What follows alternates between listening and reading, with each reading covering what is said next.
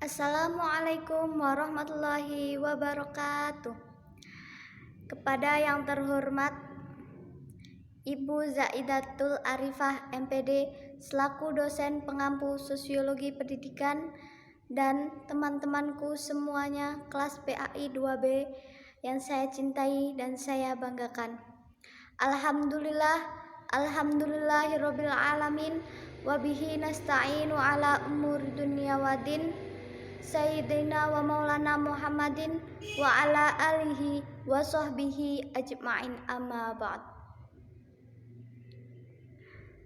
Pertama-tama, marilah kita panjatkan puja dan puji syukur kehadirat Ilahi Robbi yang mana telah memberikan kita kenikmatan berupa nikmat sehat, nikmat sempat, sehingga kini kita dapat melaksanakan ujian tengah semester ini tanpa ada halangan suatu apapun, meskipun dalam keadaan pandemi corona.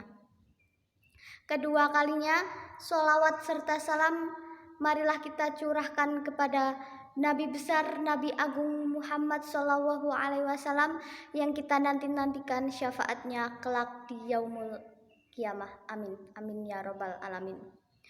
Pada kesempatan kali ini, izinkanlah saya Risalatul Mu'awanah menyampaikan sedikit materi tentang sosiologi pendidikan, konsep dasar sosiologi pendidikan. Sosiologi pendidikan menurut para ahli, langsung saja ya teman-teman, saya jelaskan pengertian sosiologi pendidikan menurut para ahli. Yang pertama, menurut HP Viral Child, sosiologi pendidikan adalah sosiologi yang diterapkan untuk memecahkan masalah-masalah pendidikan yang fundamental. Yang kedua, menurut Profesor Nasution MA, sosiologi pendidikan adalah ilmu yang berusaha untuk mengetahui cara mengendalikan proses pendidikan untuk mengembangkan kepribadian individu agar lebih baik. Yang ketiga, menurut F. Robbins dan Brown, sosiologi pendidikan adalah ilmu yang membicarakan dan menjelaskan hubungan-hubungan sosial yang mempengaruhi individu untuk mendapatkan serta mengorganisasi pengalaman.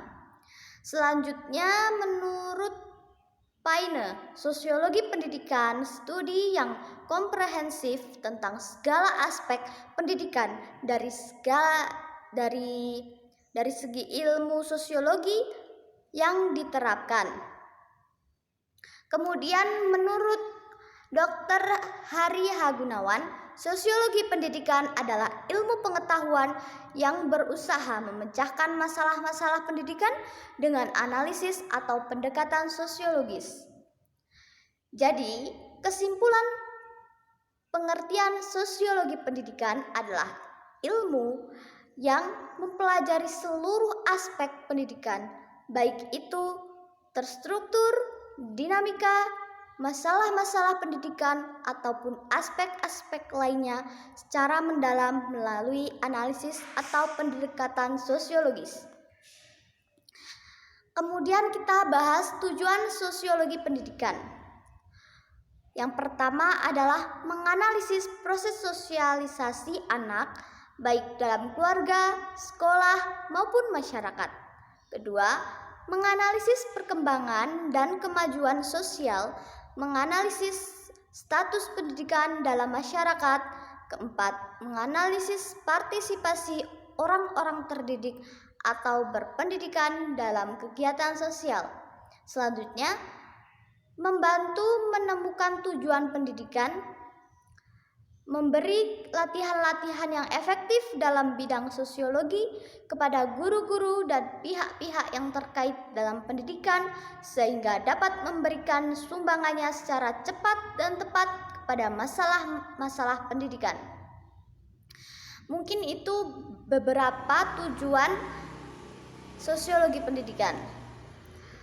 Untuk objek sosiologi pendidikan sendiri meliputi tingkah laku sosial, yaitu tingkah laku manusia dan institusi sosial yang terkait dalam pendidikan.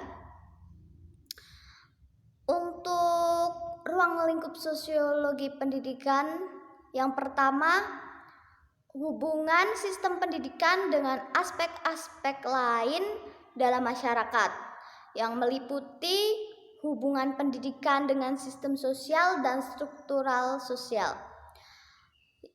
Kemudian hubungan antara sistem pendidikan dengan proses kontrol sosial dan sistem kekuasaan. Yang ketiga, fungsi pendidikan dalam kebudayaan. Selanjutnya, fungsi sistem pendidikan dalam proses perhubungan sosial dan kultural atau usaha mempertahankan status quo.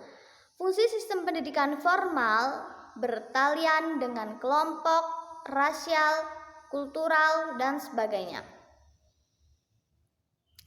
Ruang lingkup sosial pendidikan yang kedua adalah hubungan antara manusia di dalam sekolah, yang meliputi pertama, hakikat kebudayaan sekolah sejauh ada perbedaan dengan kebudayaan di luar sekolah. Yang selanjutnya, pola interaksi dan struktur masyarakat sekolah, OSIS atau kepemimpinan.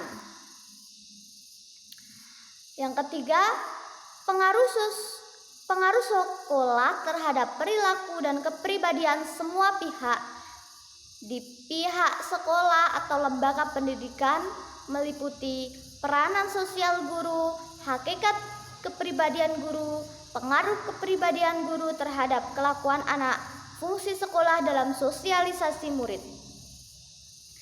Yang keempat, lembaga pendidikan dalam masyarakat itu meliputi pengaruh masyarakat terhadap organisasi sekolah, analisis proses pendidikan yang terdapat di dalam sistem-sistem sosial dalam masyarakat luar sekolah, hubungan antara sekolah dan masyarakat dalam pelaksanaan pendidikan, faktor demografi dan ekologi dalam masyarakat yang terkait dengan organisasi sekolah.